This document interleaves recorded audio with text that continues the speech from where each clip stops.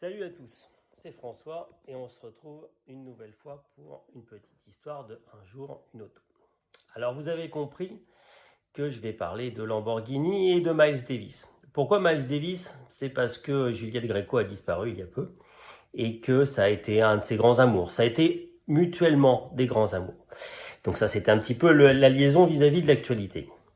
L'histoire elle se passe en 72. Miles Davis est un fan de grosses caisses, il a de la Ferrari, de la Lamborghini, et là il achète une Miura lime green. J'adore vraiment cette couleur-là, la voiture est déjà superbe, mais elle est vraiment magique. Et donc Miles Davis, c'est plus un secret, a tendance à forcer un petit peu sur la cocaïne, et conduit vite, toujours. Ça c'est pas, je vais dire, c'est quelque chose de très bien. Et puis ce qu'il faut rappeler, je vais faire une petite digression, c'est que la Miura c'est quand même pas un produit très très facile à conduire. Il y a une très très belle anecdote de Bouvard qui raconte dans ses 100 voitures et 100 regrets.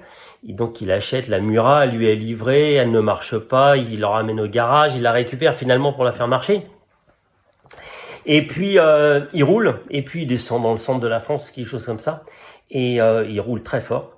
Et il arrive à sentir l'avant qui se déleste et il traverse la moitié de l'autoroute avec l'avant qui est un peu levé. Donc c'est subtil. Donc notre ami Miles Davis prend l'autoroute et puis sous l'emprise de la cocaïne ou juste parce qu'il change d'avis, il décide de sortir un peu tardivement de l'autoroute. Et il sort, mais il sort à tout point de vue, et il empale la Lamborghini sur la pointe, vous savez, en béton en fait de l'entrée et de la sortie de l'autoroute.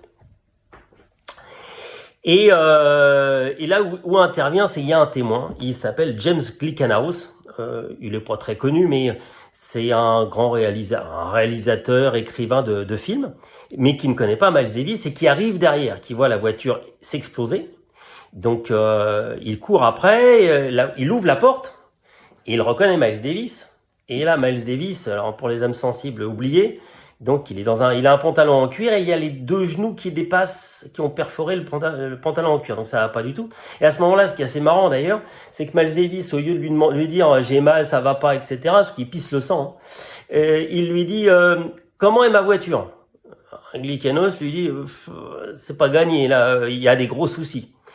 Et surtout, du coup, en parlant, Glickenhaus voit, côté passager, par terre, deux sacs.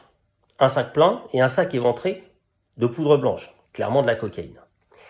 Et donc, il a le réflexe de rouvrir la porte, de jeter le sac de cocaïne plein, de ramasser ce qu'il peut, il pleut, c'est pour ça aussi que notre ami s'est un peu loupé.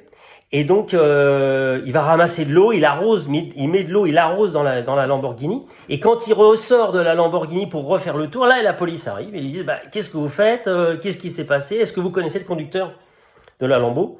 Il dit non, je sais pas qui c'est, j'étais juste témoin, je suis arrivé derrière, voilà. Point. Miles Davis mettra quasi 6 mois à se remettre de cet accident. Il restera très longtemps à l'hôpital. Il enregistrera des trucs un peu strange d'ailleurs à ce moment-là. C'est un peu la petite histoire musicale derrière. Et la petite histoire, elle reprend un peu plus loin.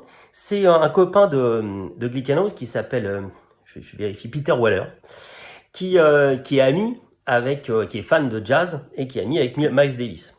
Et il va à un concert de Miles Davis. Et il dit à son pote, viens avec moi, je vais te le présenter, voilà. Donc le copain est dans le couloir et Peter Weller va voir Miles Davis et lui dit, tiens, j'ai retrouvé le mec qui t'a un peu sauvé la mise quand t'as eu ton accident. Et là, clairement, Miles Davis voit tout à fait de qui on parle. Et ce qui est assez sympa, je vais reprendre la citation, enfin elle est en anglais, mais je vous la fais en traduction. J'ai toujours voulu savoir qui était cette enculée fille de pute de blanc qui était là. Il en rigole en disant « Ma porte sera toujours ouverte et je suis prêt à lui rendre tous les services car c'est un mec qui a été futé et qui m'a sérieusement sauvé la mise. » Donc voilà, comme quoi on peut se faire des amis en nettoyant de la cocaïne dans les Lamborghini de Miles Davis.